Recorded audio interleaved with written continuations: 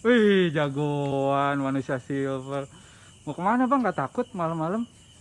Wih, ini. Nih, ya jati ya. Ya jati bang. When somebody love me, everything was beautiful. Every hour we spent together live within my heart. And when she was sad. Jalan itu bernama Jalan Buntu, meski sebenarnya ia tidak benar-benar buntu. Hanya saja, tidak ada yang berani melangkah lebih jauh setelah matahari terbenam. Pepohonan menjulang tinggi, daun-daunnya bergemerisik seperti bisikan yang tak ingin didengar. Udara selalu lebih dingin di sini, bahkan di tengah musim kemarau. Warga sekitar menghindarinya, kecuali saat terpaksa. Tapi setiap malam Jumat, suara langkah kaki terdengar dari ujung jalan. Langkah yang berjalan terus, tanpa pernah kembali. Selamat datang di channel Ada Horor. Agar hidup lebih berkah, silahkan ketik solawat di kolom komentar untuk baginda Nabi Muhammad sebagai penghormatan dan rasa cinta terhadap Nabi kita. Bersiaplah untuk merasakan perasaan yang penuh misteri dalam setiap kisah yang kami sajikan. Selamat menonton. Mereka yang penasaran mencoba mencari tahu, tapi tidak ada yang pernah ditemukan. Hanya suara itu, seolah-olah seseorang, atau sesuatu, berjalan menuju suatu tempat yang tidak seharusnya ada. Dan malam ini, malam Jumat, seseorang akan mencoba menelusurinya. Rina menatap jalan itu dari kejauhan. Tangannya menggenggam senter dengan erat. Angin malam berdesir di antara daun-daun, membawa aroma tanah basah dan sesuatu yang lebih tajam. Bau besi tua, seperti darah yang sudah lama mengering. Dengar itu, bisik Arman, temannya, suaranya gemetar. Mereka berdiri di mulut jalan buntu, di mana aspal berakhir dan tanah lembab dimulai. Suara langkah kaki itu jelas terdengar. 1, 2, 1, 2, seperti seseorang berjalan dengan tenang, tanpa terburu-buru. Tapi tidak ada siapa-siapa di sana. Kita harus pergi, desis Lila.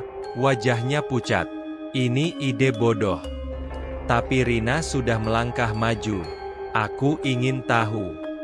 Ia tidak tahu mengapa ia begitu nekat. Mungkin karena kakaknya, Dika, menghilang di jalan ini 2 bulan lalu. Polisi tidak menemukan apa-apa, tapi Rina tahu. Dika pernah bicara tentang suara langkah kaki itu sebelum ia lenyap. Senternya menyorot ke depan, menembus kegelapan. Pohon-pohon seperti merapat, membentuk lorong sempit.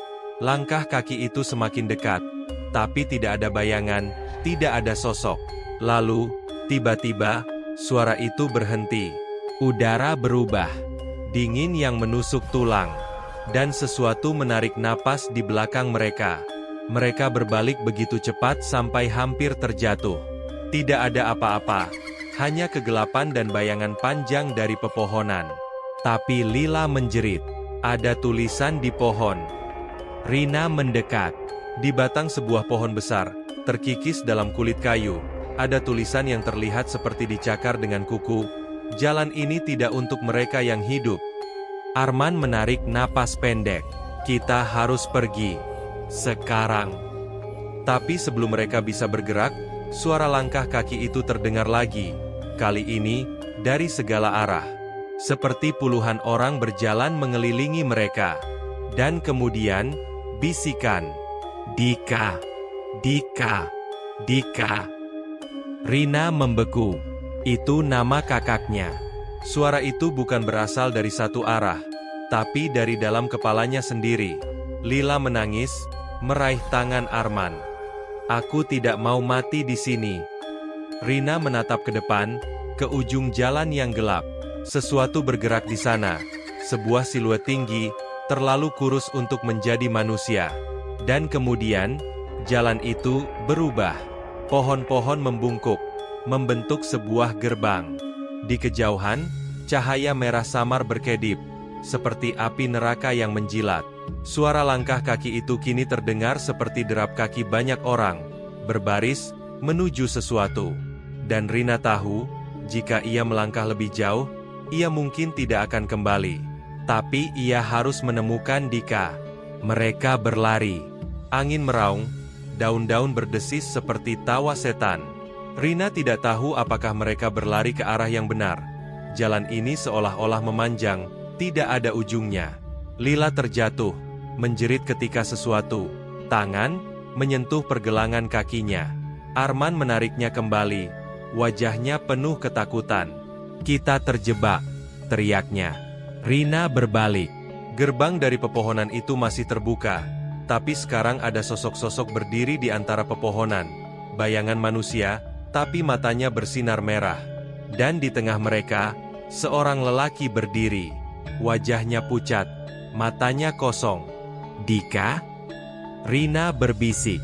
Tapi ketika ia melangkah mendekat, ia melihat sesuatu yang salah.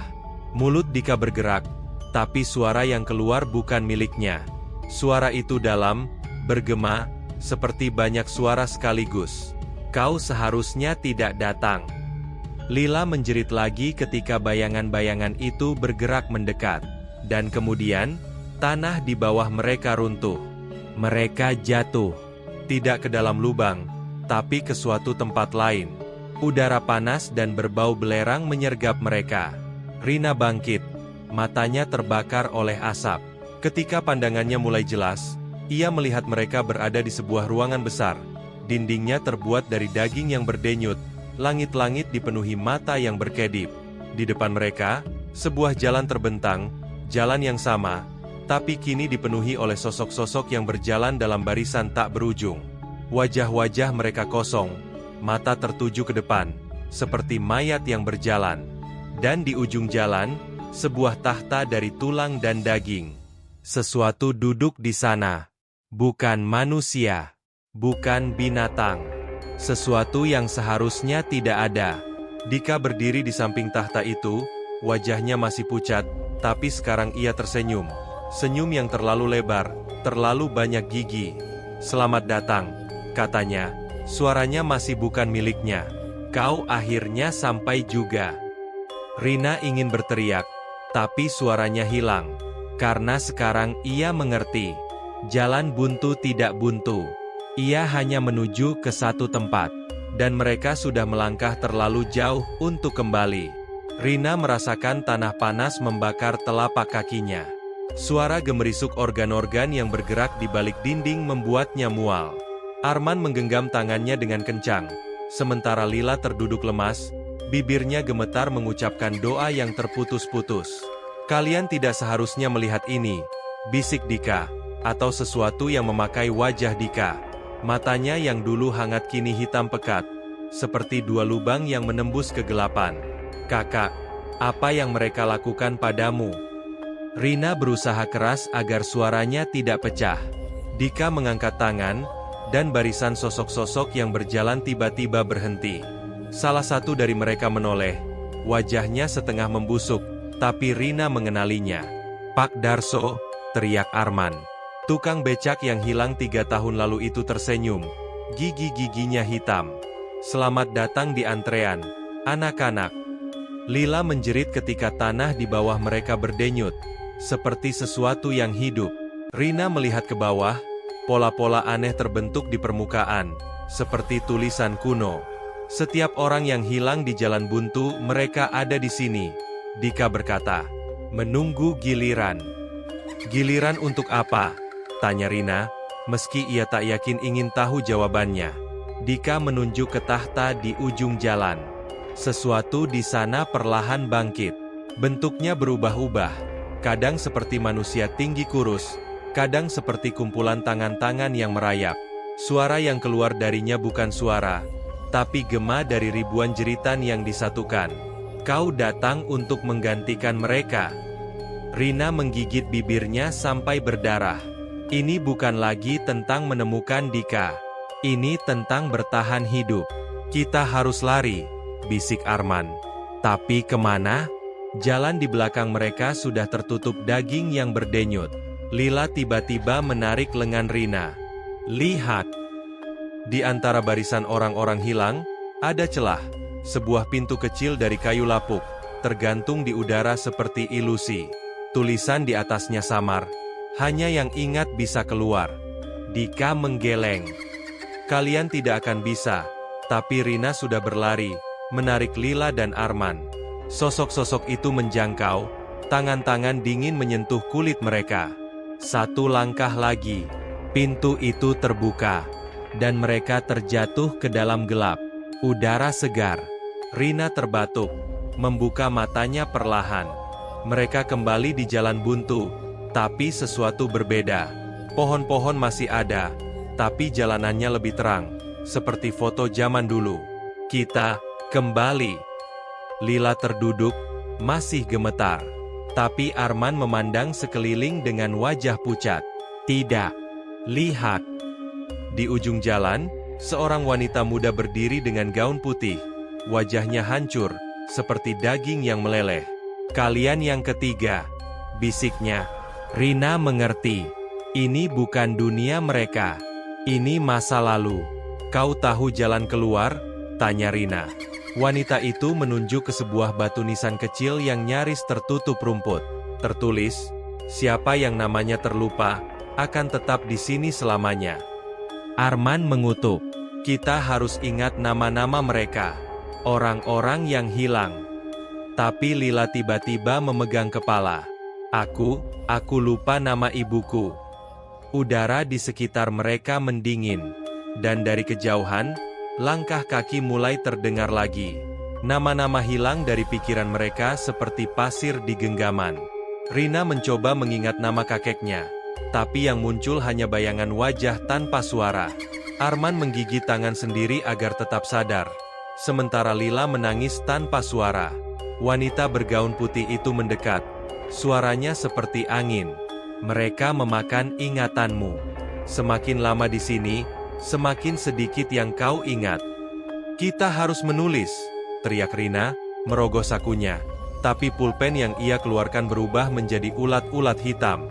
Langkah kaki semakin dekat. Dan kemudian, Rina melihat sesuatu di tanah. Sebuah kalung kecil dengan liontin huruf D. Milik Dika. Ia mengambilnya, dan tiba-tiba, Dika. Namanya Dika.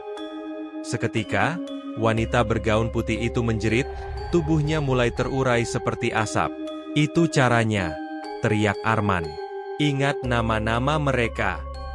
Tapi sudah terlambat. Bayangan-bayangan di ujung jalan sekarang berbentuk, dan mereka tidak sendirian. Sesuatu yang duduk di tahta tadi, ada di sini. Dan kali ini, ia membawa serta Dika yang asli. Tubuhnya tergantung lemas, mata kosong. Waktunya habis, bisiknya. Dika masih hidup, tapi hanya sedikit. Rina berteriak namanya, tapi Dika hanya menggeleng pelan. Sudah terlambat untukku. Suaranya parau. Sesuatu di belakangnya mengangkat tangan. Dan tiba-tiba, Arman terjatuh, memegang kepalanya seperti diserang migrain dahsyat. Aku tidak ingat namaku. Lila menjerit ketika jari-jari tak terlihat mulai menarik mereka kembali ke jalan setapak. Rina melihat kalung di tangannya. Liontin, D, untuk Dika.